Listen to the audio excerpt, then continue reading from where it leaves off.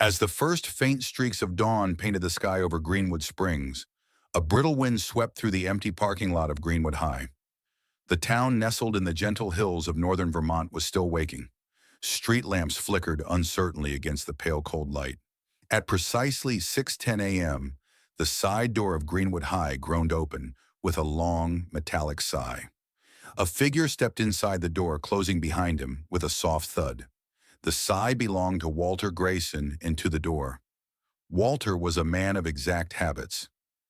Every morning, the same ritual unfolded: left leg, stiff right foot dragging ever so slightly, his brown canvas work boots gliding across the linoleum. The faint squeak of worn soles kept time with the slow, deliberate sweep of a faded blue mop. He wore the same olive drab work suit day in and day out. The collar was frayed, the name patch long worn away to a ghostly outline. His sleeves were always rolled up, exposing skin as weathered as driftwood. In winter, when the cold seeped in, his right hand would tremble slightly, a detail only the most observant noticed. The morning light spilled dimly through the tall hallway windows, catching the edge of a battered silver bucket. Water sloshed quietly as Walter pushed it past trophy cases filled with gleaming symbols of youth footballs, banners shining medals. None bore his name. None would. To most at Greenwood High, Walter Grayson was simply the old janitor, unseen, unacknowledged, a fixture like the lockers or the faded murals on the cafeteria walls. Students ignored him. Teachers passed him with distracted nods if they noticed at all. Even Principal Delaney in a recent meeting had referred to him as maintenance support, as if a proper name was too much effort. That morning, as Walter methodically cleaned the scuff marks near the main stairwell, sharp laughter broke the fragile stillness. "Hey, Fossil missed a spot. Swahidihi." Three varsity players swaggered down the hallway, voices echoing between the empty lockers. Their Letterman jackets, deep green with gold trim, swung from their shoulders like royal cloaks. Leading the trio was Tanner Holt, quarterback, tall and broad-shouldered, his grin a little too sharp. As they neared, Tanner's boot lashed out with casual cruelty. The mop bucket tipped, sending a wave of grimy water across Walter's pant leg and pooling beneath the lockers. Tanner didn't look back. His friend snorted and laughed. "What's he gonna do, file a complaint?" "Ha!" Walter said nothing. His breath misted faintly in the cold air. Without a word, he righted the bucket, bent stiffly, and began wiping the floor clean once more. His knees creaked under the effort, but he did not wince. He worked with the same patient care, as always, mop sliding with measured grace. Down the hall, a lone figure paused. Noah Alvarez, a slender freshman carrying a battered trumpet case, had witnessed it all. Unlike the others, Noah didn't laugh. He had noticed Walter before, the way he polished the cafeteria tables with reverence, as though setting a place for unseen guests. How he paused each morning beneath the American flag had slightly bowed for a moment too long. Today, something shifted in the boy. There was something in Walter's silence, not empty, but weighty. Not weak, but waiting. Walter looked up for the first time and locked eyes with the boy. A slow, deliberate nod passed between them. Unspoken. Respect. Recognition. Later that morning, in the cramped teacher's lounge, the air smelled faintly of burnt coffee and stale donuts. Miss Lauren Pierce, just 6 weeks into her first year as guidance counselor, stood by the vending machine, lost in thought. Through the narrow window, she spotted Walter again, crouched beside a row of lockers, carefully scrubbing away a scuff no one else would have noticed. His movements were precise, as though the act itself carried meaning. "Still wasting time polishing rust," came a voice. Coach Rick Dalton, burly and brash, entered with a chuckle, dropping heavily into a chair. "That guy's older than the paint. Why we keep him around, who knows?" Lauren turned from the window. "He seems dedicated." "Dedicated, more like fossilized," Dalton shot back. A few teachers chuckled. Lauren didn't. Later that afternoon, as the day wound down, Lauren noticed Walter eating alone in a tiny boiler room tucked beneath the gym. The space was immaculate, almost painfully neat. Pipes hummed like distant voices. On the wall, carefully taped, hung 3 faded photographs: a young man in uniform, a woman holding a child, and an old map marked with red circles. Lauren hesitated, then stepped inside. "Mr. Grayson," he looked up slowly. His eyes were sharp beneath the weathered exterior. "I'm Lauren. The new counselor. She smiled, extending a hand. Walter wiped his on a rag, shook hers gently. Ma'am, mind if I sit? She asked. He gestured to an overturned crate beside his stool. They sat in companionable silence. Her gaze wandered to the photo of the soldier. Was that you? Walter sipped from an old metal thermos. Said nothing. Just then a loud crash echoed from the hallway. Voices followed. Lauren stood and opened the door. Walter's cart lay overturned, mop rags and cleaner strewn across the floor. Tanner and his crew sauntered away laughing. Walter emerged silently, kneeling to clean up. I'm so sorry, Lauren whispered. They can be so cruel. Walter didn't look up. They're just boys, he said softly. They'll learn. But it's not right. You deserve respect. He met her gaze then. Respect, Walter said slowly, voice rough as gravel, doesn't come from telling people who you were. It comes from showing them who you still are. He gathered his things, pushed the cart forward, and disappeared down the hallway. Lauren stood alone, the fluorescent lights buzzing above. In that moment, she felt something new in this place. Awe. Not for who Walter Grayson used to be, but for who he still was. As the streetlights began to flicker against the darkening sky, a quiet resolve began to take root in young Noah Alvarez's heart. As the streetlights began to flicker, Noah couldn't shake the image of Walter's steady gaze, and by the next morning, curiosity would lead him to seek out the old janitor's secrets. By dawn the next day, the thin crust of frost on the Greenwood High windows caught the first faint rays of winter sun. The town awoke beneath a brittle, cloudless sky. Cars hummed faintly in the distance, tires crackling over salt-stained roads. Inside the school, a lonely hum echoed through the empty halls as Walter Grayson moved through his morning ritual. His mop slid across the floor in slow arcs, its handle gripped with practiced ease. The old canvas boiler suit hung loose over his wiry frame, the rolled sleeves now revealing lean forearms marked with pale scars and sun-darkened skin. For Noah Alvarez, that morning felt different. He had arrived early, driven not by duty, but by a restless curiosity that had refused to let him sleep.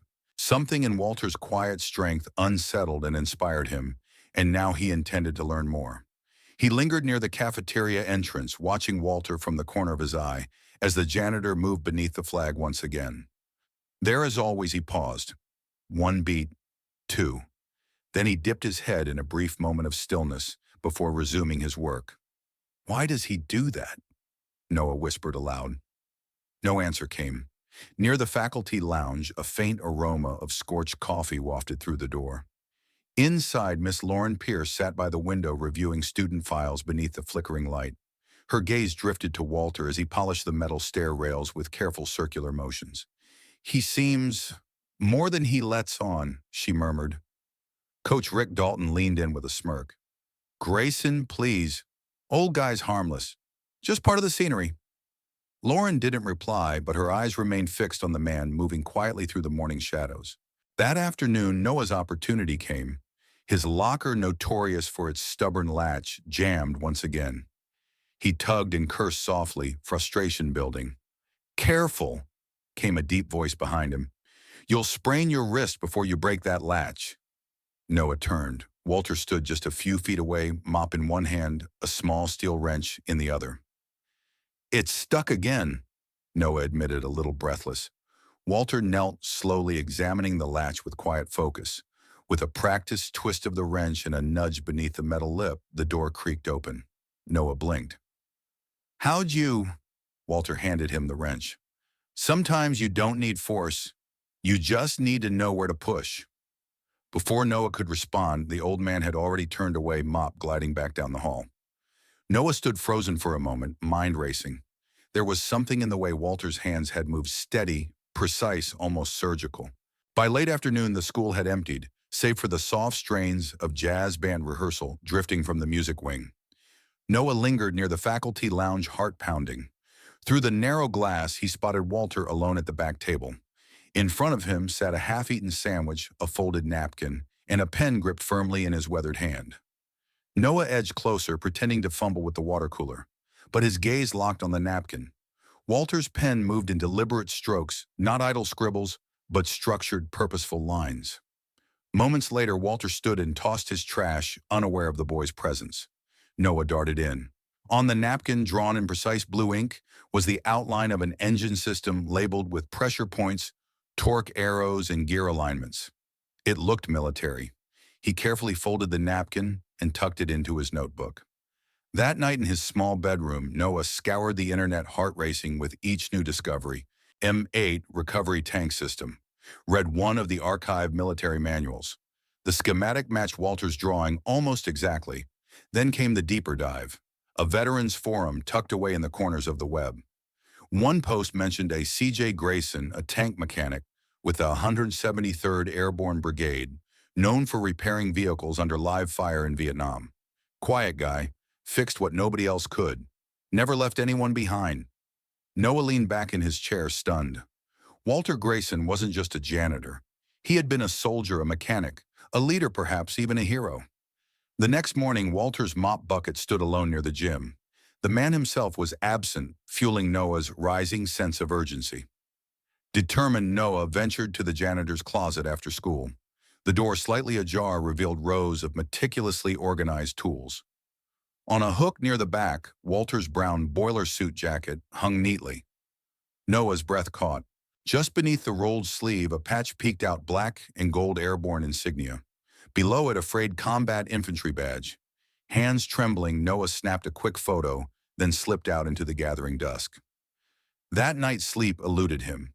The patch wasn't just a relic, it was a badge earned in the crucible of war. And here was a man who swept floors and polished rails with the same care he'd once given to engines and comrades under fire. No one saw it. No one cared. But Noah did. And as he drifted into restless sleep, a single thought burned bright in his mind. They need to know. And I won't stay quiet. As thick snow clouds gathered over Greenwood Springs, a storm was coming, and soon the entire school would be forced to confront the quiet valor they had so long ignored. By the time dawn broke the next morning, Greenwood Springs lay beneath a blanket of fresh snow. Flakes still drifted lazily in the air as the sun struggled to pierce the low-gray sky. The streets were quiet save for the crunch of tires on packed ice. Inside Greenwood High, a different kind of cold seeped through the building. "The heating's out," came the urgent voice of Mrs. Arnett, the school secretary, her breath visible as she hurried down the hallway in a thick parka. In the main office, Principal Delaney pinched the bridge of his nose. "The district's maintenance crew is snowed in. They won't be here today, maybe not tomorrow either." By second period, classrooms had dipped to 50 centigrade. Students huddled beneath coats and scarves. Teachers clutched coffee mugs with trembling hands. The PA crackled with Delaney's voice. "Due to unforeseen maintenance issues, please remain in your classrooms. We are working to resolve the problem." But there was no crew coming, and Walter Grayson had disappeared. Miss Lauren Pierce, now accustomed to watching him closely, noticed first. "Where's Walter?" she asked aloud in the staff lounge. Coach Dalton chuckled. "Probably curled up in the boiler room. Old man can't handle this cold." But Noah Alvarez knew better. With a quiet resolve, Noah slipped from his third period class and made his way toward the janitor's closet. The door was ajar. The cart stood idle, mop handle, leaning against the wall, but the man himself was nowhere to be seen. Following a faint hum beneath the floorboards, Noah found the access door to the furnace room cracked open. Inside, Walter stood beside a complex control panel flashlight clamped between his teeth. Sleeves rolled high, his thin arms glistened with sweat despite the chill. Grease streaked his hands as they moved swiftly over gauges and valves. Nearby, dismantled components lay organized on a thick cloth, an impromptu surgical field. Noah hovered at the threshold, heart pounding. Walter glanced over but said nothing. Instead, he pointed to a heavy lever on the far wall. "Flip that when I say," he instructed, voice muffled. Noah nodded. For 10 long minutes, the only sounds were the rhythmic click of tools, the hiss of steam, and the low hum of struggling machinery. Then came a single word, "now." Noah pulled the lever. A deep thump echoed through the pipes. Moments later, vents throughout the school roared to life. Warm air began to flow, chasing away the biting cold. By the time Walter emerged from the basement, soot streaked his face, hands blackened with grease. The school was thawing. Students cheered as the heat returned. Teachers smiled in relief. Principal Delaney passed Walter in the hallway with a brisk nod. "Finally," he muttered, offering no thanks. Walter simply wiped his hands on a rag and continued on. But Noah caught up to him. "That was amazing," the boy said earnestly. Walter gave a faint smile. "Just fixed what needed fixing." "No," Noah insisted. "You saved the day." Walter paused. His gaze softened. "I'm no hero, kid. I just remember the cold." And with that, he disappeared into the corridor, a trail of quiet warmth in his wake. But Noah could not let it rest. That evening, he uploaded the photo of Walter's patch to a private student forum, along with a brief post. "You laugh at him. You ignore him. But this man fought for this country. You owe him more than jokes." The post spread fast. By morning, it had made its way across social media, a silent spark beneath the surface. Friday dawned with a dense fog hanging low over Greenwood High. In the gymnasium, students filed into the bleachers for the monthly assembly. The air buzzed with restless energy. Teachers lined the walls trying to appear engaged. Near the back, Noah sat with his heart pounding. He hadn't seen Walter since the furnace repair.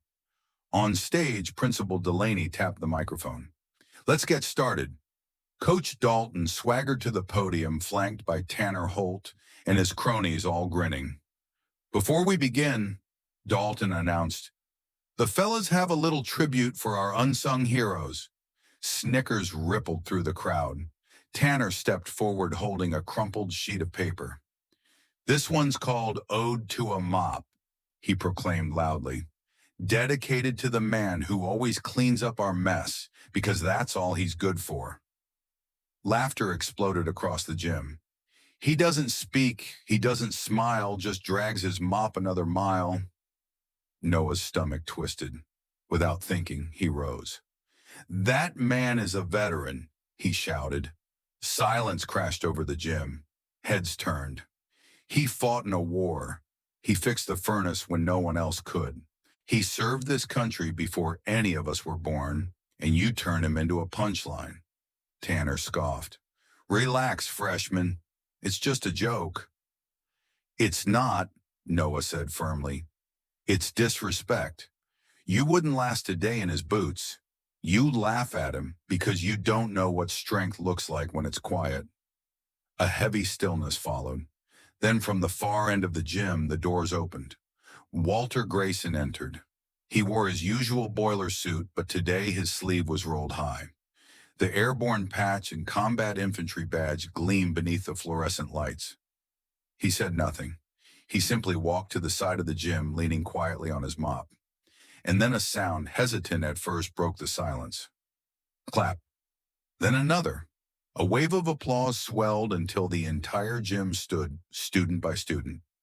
No cheers, no chants, just the soft thunder of hands, meeting in quiet, reverent respect. Noah caught Walter's eye. This time the old man gave a true nod.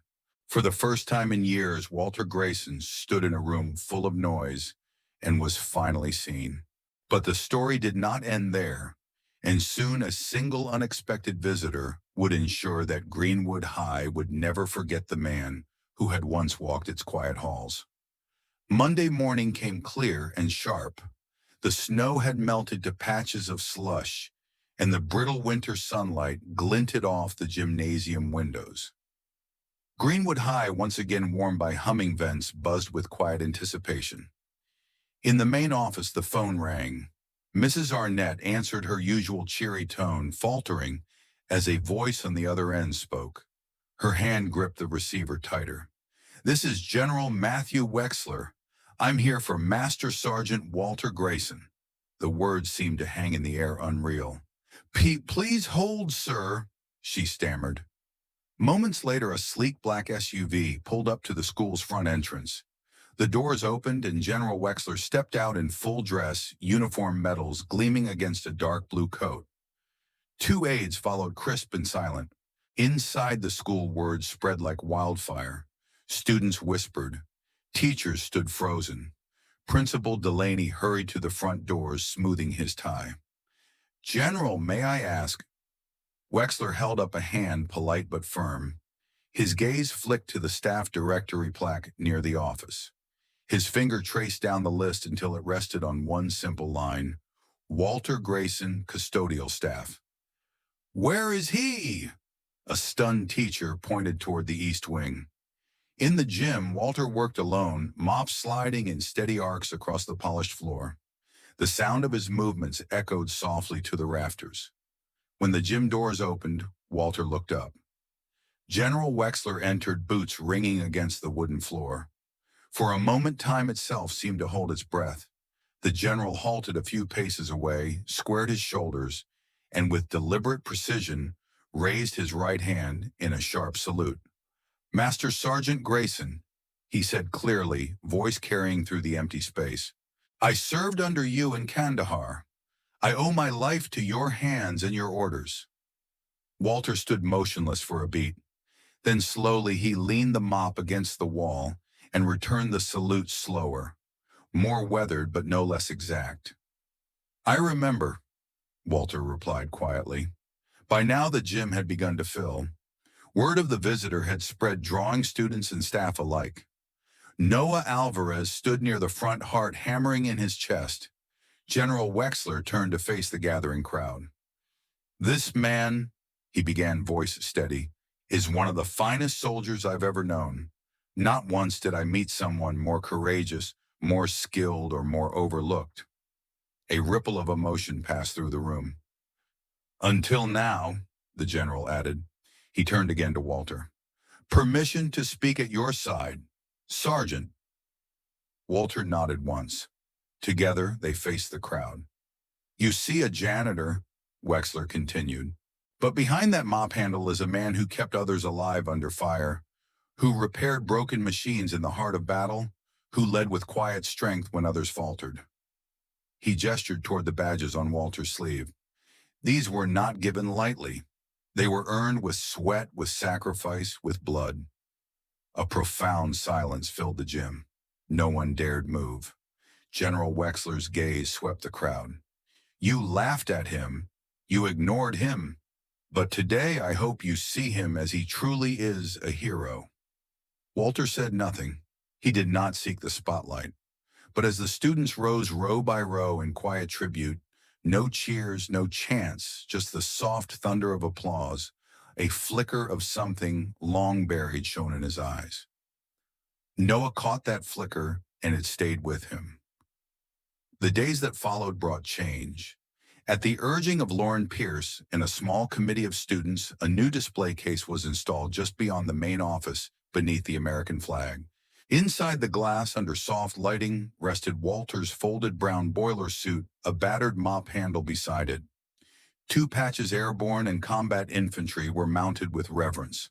A small bronze plaque read, "Walter J. Grayson, Master Sergeant, U.S. Army, Custodian, Mentor, Hero.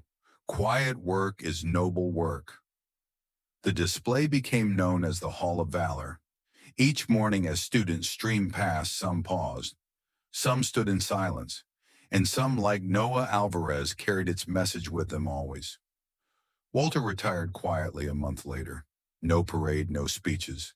Just a final walk down the hallway, mop in one hand, duffel bag in the other. At the front entrance, Principal Delaney, Miss Pierce, and General Wexler waited. Noah stood before them holding something wrapped in cloth. "It's from all of us," the boy said softly. Walter unwrapped it to reveal a faded photograph of his old unit. Young faces, sun-weathered smiles. Beneath it, the inscription read, "You kept us warm. You kept us going." Walter gazed at it for a long time. Then, for the first time anyone could recall, he smiled. He walked out of Greenwood High without fanfare. But behind him, at every window, students stood not because they had to, but because they understood. In the end, Walter Grayson didn't need applause. He didn't need medals or titles. He just needed one thing: for someone to finally see him. And now each morning, a new generation walks past the Hall of Valor, reminded that true strength does not boast. Sometimes it simply mops the floor and carries on.